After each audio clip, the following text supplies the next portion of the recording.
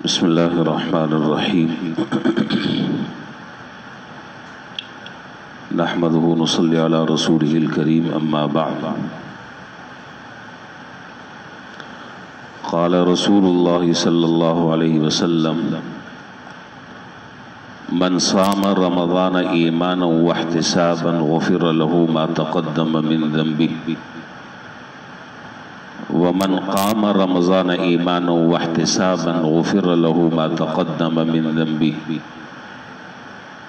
ومن قام ليلة القدر ایمانا واحتسابا غفر له ما تقدم من ذنبه او كما قال علیہ الصلاة والسلام۔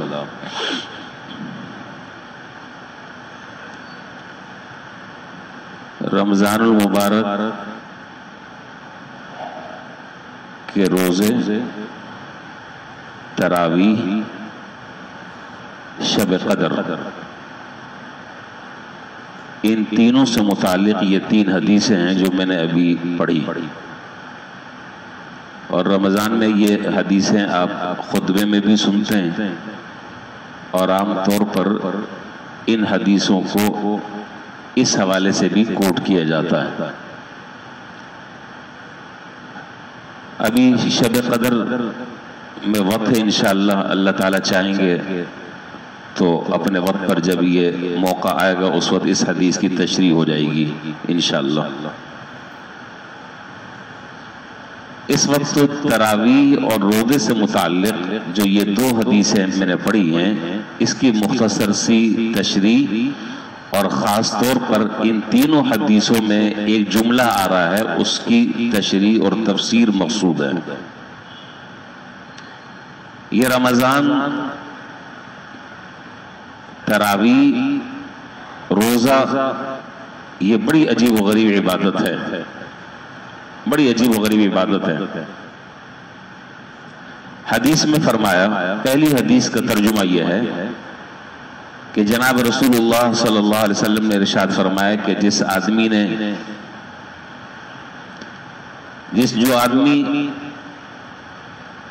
نے رمضان کا مہینہ پایا، یا رمضان میں وہ کھڑا ہوا، یا رمضان کی اس نے عبادتیں کی ایمان اور احتساب کی حالت میں، اس جملے کی میں تشریح کرنا چاہتا ہوں، ایمان اور احتساب کی حالت میں اللہ جل شانہ اس کے تمام پچھلے گناہوں کو معاف فرما دیں گے۔ وَمَنْ قَامَ رَمَضَانَ ایمانا وَاحْتِسَابًا غُفِرَ لَهُ مَا تَقَدَّمَ مِنْ ذَنْبِهِ، اور جو آدمی رمضان مبارک میں راتوں کو کھڑا ہوا ایمان اور احتساب کی حالت میں، اللہ تعالیٰ اس کے تمام گناہوں کو پچھلے معاف فرما دیں گے۔ یہاں پر بھی ایمان اور احتساب کا لفظ آیا، پہلے جو میں نے روایت ذکر کی اس میں بھی ایمان اور احتساب کا لفظ آیا، اور لیلۃ القدر کی جو روایت میں نے ابھی پڑھی ہے، جس کی تشریح انشاءاللہ زندگی رہی، موقع ہوا تو اپنے وقت پر آئے گی، وہاں پر بھی ایمان اور احتساب کا ذکر ہے۔ یہ ایمان اور احتساب کیا ہے؟ مختلف حضرات نے مختلف انداز سے اپنے انداز سے اس کی تعبیر فرمائی اور اس کی تشریح فرمائی، لیکن سب سے زیادہ بے غبار بات اس کی تشریح کے سلسلے میں حضرت مولانا سید ابو الحسن ندوی رحمہ اللہ، اللہ تعالیٰ ان کے درجات بلند فرمائے، حضرت نے ایمان اور احتساب کی جو تشریح فرمائی اس کا خلاصہ یہ ہے کہ ایمان اور احتساب کا معنی یہ ہے، بعض دراصل توجہ طلب ہے، ایمان اور احتساب کا معنی یہ ہے کہ اللہ تعالیٰ کے تمام وعدوں پر کامل یقین ہو، یعنی جو عبادت آپ انجام دے رہے ہیں، جو عبادت آپ شروع کر رہے ہیں، سب سے پہلی بات ذہن میں یہ رہنی چاہیے کہ اللہ تعالیٰ کے پیغمبر رسول نے جو وعدے فرمائے ہیں، جو بشارتیں سنائی ہیں، جس اجر اور ثواب کا وعدہ فرمایا ہے، وہ بالکل برحق ہے اور ایسے ہی ہوگا جیسا کہ آپ نے فرمایا۔ یہ معنی ہے اللہ تعالیٰ کے تمام وعدوں پر یقین کامل، اس میں ذرہ برابر، اور الحمدللہ ہم تو مسلمان ہیں، زمین ادھر سے ادھر ہو سکتی ہے، آسمان ادھر سے ادھر ہو سکتا ہے، لیکن باوجود ہے کہ ہم گناہگار مسلمان ہیں، لیکن حضور صلی اللہ علیہ وسلم کے کہے ہوئے جملے وہ غلط نہیں ہو سکتے. یہ ہمارا ایمان ہے اور اس پر ہمارا یقین ہے.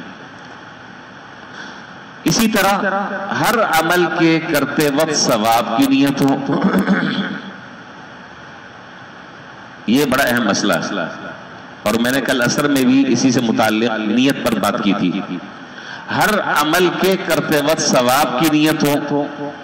ہمارا مسئلہ جو ہے بقول حضرت مولانا سید ابو الحسن ندوی رحمہ اللہ کے بڑا بہترین جملہ حضرت نے ارشاد فرمایا کہ ہم مسلمانوں کا مسئلہ بدنیتی کا نہیں ہے، ہمارا مسئلہ بے نیتی کا ہے.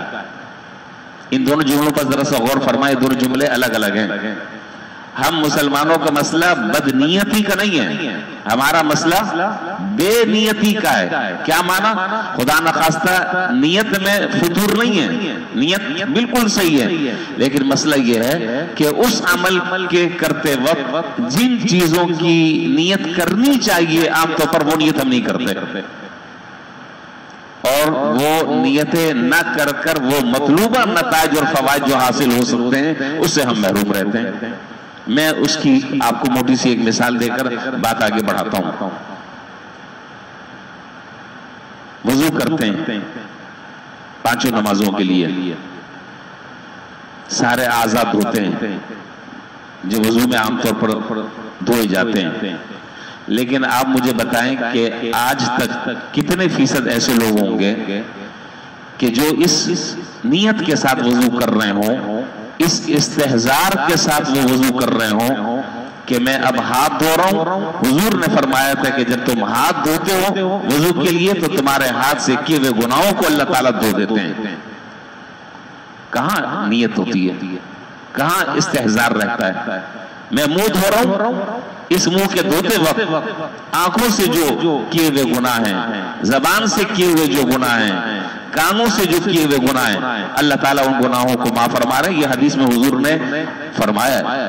صحیح احادیث اس پر دلالت کرتی ہیں.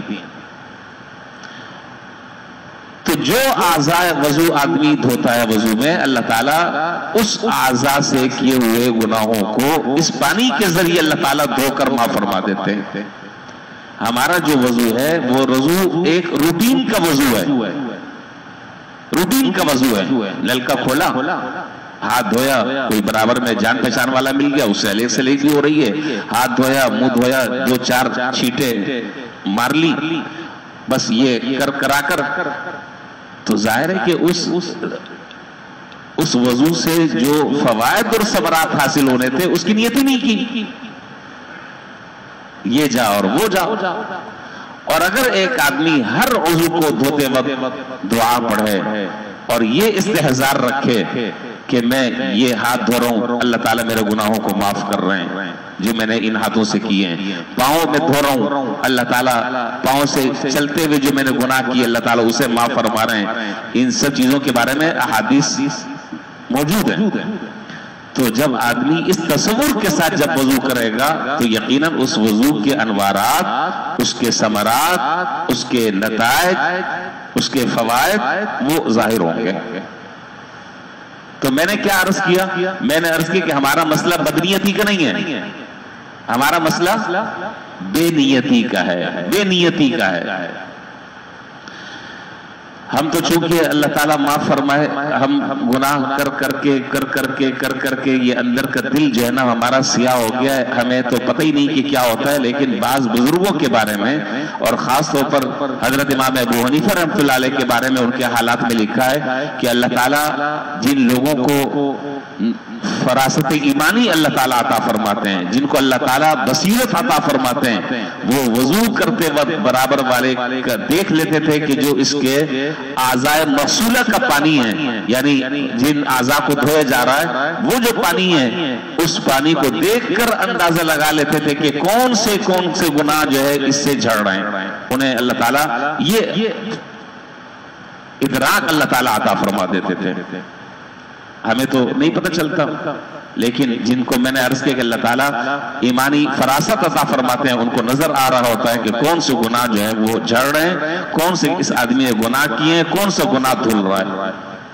بہرحال تو پہلی بات میں نے عرض کی کہ ایمان اور احتساب کا معنی یہ ہے کہ اللہ تعالیٰ کے تمام وعدوں پر کامل یقین ہو۔ دوسری بات میں نے عرض کی کہ ہر عمل پر ثواب کی نیت ہو۔ تیسری بات اخلاص اور للہیت ہو۔ چوتھی بات اللہ تعالیٰ کی رضا پیش نظر ہو، اللہ تعالیٰ کی رضا پیش نظر ہو۔ اسی طرح ہر عمل کے کرتے وقت اللہ تعالیٰ کی مرضی ملحوظ خاطر رہے۔ یہ معنی ہے ایمان اور احتساب کا۔ اب اگر اس ساری تفسیر کے ساتھ اگر آدمی روزہ رکھے، ان ساری چیزوں کو ملحوظ رکھ کر اگر آدمی عبادت کرے، یقین کریں کہ یہ اس استحضار کے ساتھ کی جانے والی عبادت وہ اگلی آنے والی عبادت کے لیے مقوی ثابت ہوگی، اور اس عبادت کے اثرات مرتب ہوں گے۔ وہ اثرات کیا مرتب ہوں گے کہ دل میں عبادت کی رغبت، شوق، عاجزی، انکساری، تواضع پیدا ہوگا۔ اور اگر خدا نخواستہ اللہ نہ کرے، اللہ نہ کرے، اللہ نہ کرے، روزہ رکھ کر، نمازیں پڑھ کر، تراویح پڑھ کر عاجزی اور انکساری پیدا نہیں ہو رہی، تکبر پیدا ہو رہا ہے، بڑائی پیدا ہو رہی ہے، دوسرے کو حقیر سمجھا جا رہا ہے، تو سمجھ لیں کہ اس عبادت کے کیا نتائج نکل رہے ہیں کہ جس عبادت کے کرنے سے ہمارے اندر تبدیلی پیدا نہیں ہو رہی، ہمارے اندر تبدیلی پیدا نہیں ہو رہی۔ تبدیلی تو یہ پیدا ہونی چاہیے کہ عبادت کر کر طبیعت میں عاجزی اور انکساری پیدا ہو، تواضع پیدا ہو، للہیت پیدا ہو، اخلاص پیدا ہو، خشوع اور خضوع پیدا ہو۔ اور اگر یہ صورتحال نہیں ہے تو یہ سوالیہ جملہ، سوالیہ نشان ہے۔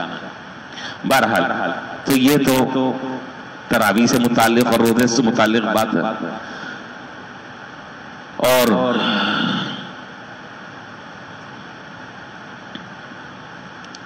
حضرت مولانا ڈاکٹر عبدالحی صاحب عارفی رحمۃ اللہ علیہ، اللہ تعالیٰ کے درجات بلند فرمائے، ان کا ملفوظ اپنے بزرگوں سے اور اپنے بڑوں سے اور اساتذہ سے سنا کئی مرتبہ۔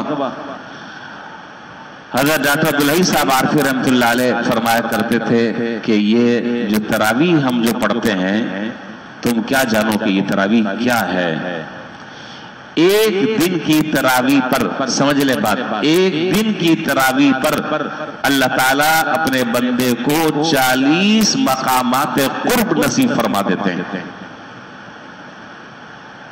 اور یہ تو بات آپ کو معلوم ہے کہ انسان جو ہے وہ سب سے زیادہ اللہ تعالیٰ کے قریب کس حالت میں ہوتا ہے؟ بتا دیں؟ سجدے کی حالت میں ہوتا ہے۔ اور قرآن کریم کی آیت بھی ہے، لیکن میں وہ آیت نہیں پڑھ رہا، میں وہ آیت پڑھوں گا، آیت سجدہ، تو سب کے اوپر سجدہ واجب ہو جائے گا۔ قرآن کریم کی ایک آیت ہے جس کا بھی مفہوم یہی ہے۔ تو سب سے زیادہ آدمی اللہ تعالیٰ کے قریب سجدے کی حالت میں ہوتا ہے۔ اور تراویح میں ہم کتنی رکعتیں پڑھتے ہیں؟ 20 رکعت پڑھتے ہیں۔ 20 رکعت میں سجدے کتنے ہوئے؟ 40، 50، ہمیں سمجھے سے 50۔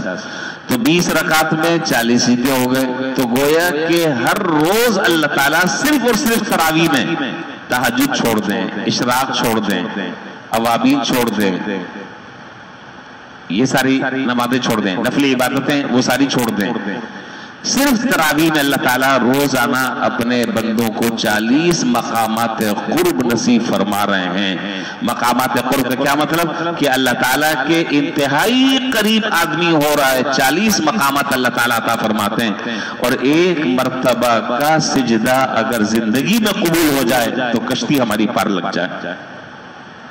ایک مرتبہ زندگی کا ایک سجدہ جو ہم اللہ تعالیٰ کے سامنے کرتے ہیں اور جھکتے ہیں وہ قبول ہو جائے تو سمجھ لیں کہ منزل ہم نے پالی، مقصد ہمارا حاصل ہو گیا۔